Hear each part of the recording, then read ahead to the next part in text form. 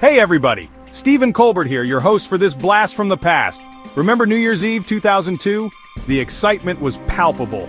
All across the world, folks were ready to party like it was 1999, plus 3 years to be exact.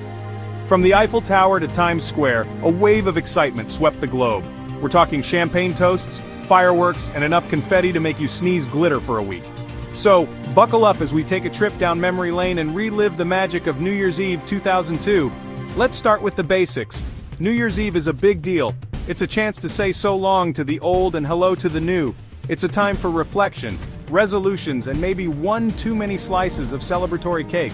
But no matter where you are or how you celebrate, one thing's for sure, New Year's Eve is all about hope, excitement, and the promise of a fresh start. Now let's jet set around the world, shall we? We'll be making stops in some of the most happening cities on the planet.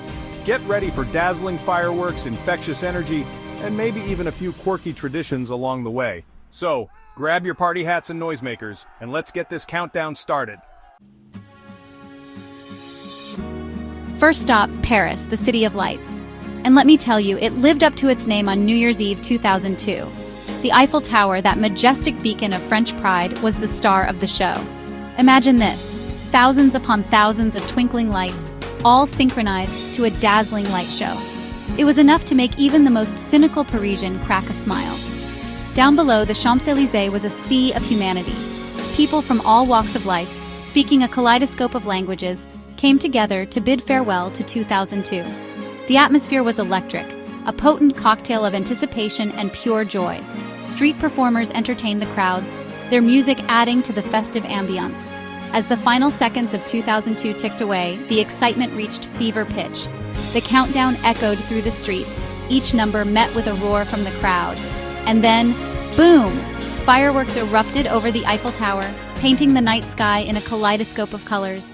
It was a truly magical moment, a shared experience that united Parisians and visitors alike in a collective gasp of wonder. The party didn't stop there, of course. All across Paris, nightclubs and bars were bursting at the seams. Champagne flowed freely, and the dance floors were packed with revelers determined to celebrate well into the wee hours. It was a night to remember, a testament to the City of Lights' enduring ability to enchant and captivate. Next up, we're hopping over to the Netherlands, a land of windmills, tulips, and some pretty unique New Year's traditions. Now, you might know the Dutch for their love of cheese, but let me tell you, they also know how to throw a party. And New Year's Eve is no exception.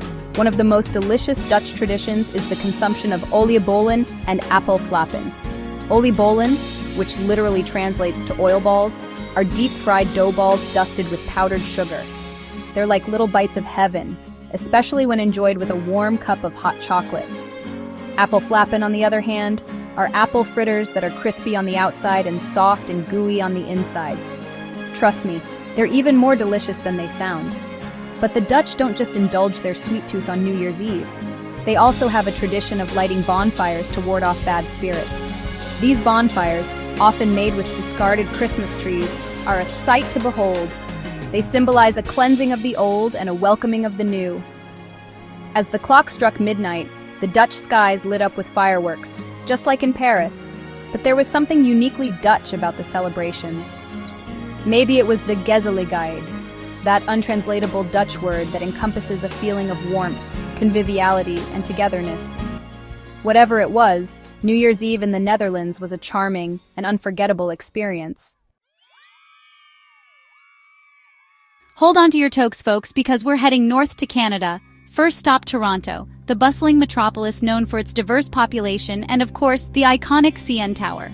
Now, the CN Tower is impressive any day of the year, but on New Year's Eve 2002, it was truly something special. Imagine this, a dazzling light show projected onto the tower's spire, transforming it into a giant, shimmering beacon visible for miles around.